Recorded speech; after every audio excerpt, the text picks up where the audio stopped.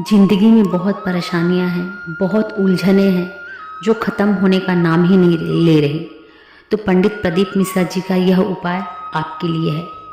करना क्या है, प्रदोष काल में जब सूर्यास्त हो रहा हो, जस्ट सूर्यास्त होने के बाद आप तुरंत एक धतूरा और बेल पत्ती ना लेते हुए उसके बेल के 7 कांटे एक धतूरा शिव जी पर समर्पित कर दें। शिवलिंग पर ले जाकर आप प्रदोष काल में चढ़ा दें। आपकी ज़िंदगी में जितनी भी अड़चने हैं, आपकी अड़चनें दूर होना शुरू हो जाएंगी, आपके काम बनने प्रारंभ हो जाएंगे। पंडित जी का कहना है कि आप हर प्रदोष यह उपाय करते रहें, आपकी ज़िंदगी की सारी अड़चनें भोले बाबा धीरे धीरे ख़त्म ही कर देंगे।